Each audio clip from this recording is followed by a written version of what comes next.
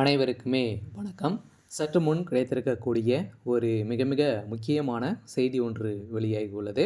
சற்று முன் திமுக அமைச்சர் திடீர் ராஜினாமா, 7 ஆண்டு சிறை, நீதிபதி தீர்ப்பு, இது மாதிரி செய்திகள் வெளியாகிருக்கு.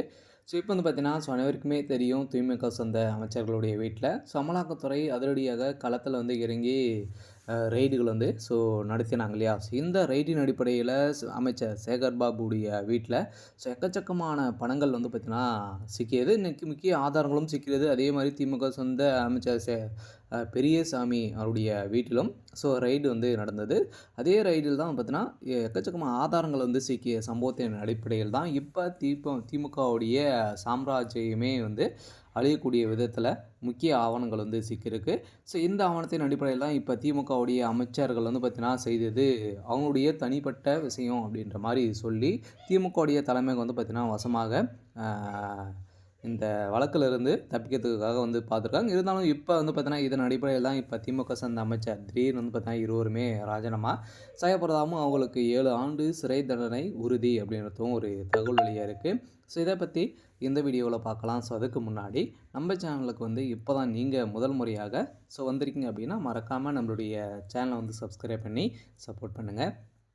வாங்க வீடியோக்குள்ளே போகலாம். பார்த்தீங்கன்னா அனைவருக்குமே தெரியும், திமுக பார்த்தீங்கன்னா ஆட்சிக்கு வந்ததுலேருந்தே எங்கே பார்த்தாலும் ஊழல் கொள்ளை இது மாதிரியே போயிட்டு இருந்த நிலையில் தான் இப்போ அதன் அடிப்படையில் இப்போ பார்த்தீங்கன்னா வருகின்ற சட்டமன்ற தேர்தலுக்காக எவ்வளோ பணங்களை கொள்ளடிக்க முடியும் அந்த அளவுக்கு பார்த்தீங்கன்னா திமுக சார்ந்த அமைச்சர்கள் அடிச்சுட்டு இருக்காங்க. இதன் அடிப்படையில் தான் இப்போ ஒரு ஒரு மிகப்பெரிய சம்பவம் நடந்துடுச்சு. திடீர்னு பார்த்தீங்கன்னா சேகர் பாபுடைய வீட்டிலும் பெரியசாமி வீட்டிலும் ரைடு நடந்தது. அதேமாதிரி தொடர்ந்து அமலாக்கத்துறை பார்த்தீங்கன்னா உதயநிதியுடைய வீட்டிலும் ரைடுகள் நடத்த போகிறோம் அப்படின்ற மாதிரியும் இப்போ சொல்லிகிட்டே இருக்காங்க. இதன் அடிப்படையில் இப்போ பார்த்தீங்கன்னா அவங்க அவங்களுடைய வீட்டில் எக்கச்சக்கமான பணங்கள்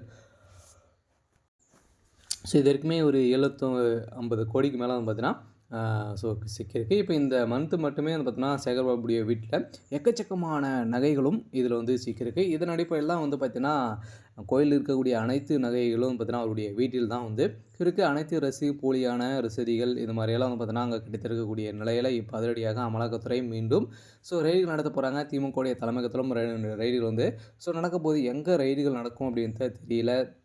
இப்போ தான் பார்த்தீங்கன்னா திமுக சார்ந்த அமைச்சர்கள் அனைவருமே பெரும் பீதியில் தான் இருக்காங்க. சரி, ஓகே.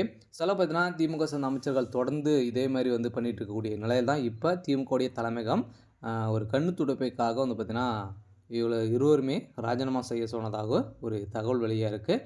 சரி, ஓகே. இன்றைக்கான அப்டேட் இதுதான். மறக்காமல் நம்மளுடைய சேனலை சப்ஸ்கிரைப் பண்ணி சப்போர்ட் பண்ணுங்கள். தேங்க்யூ.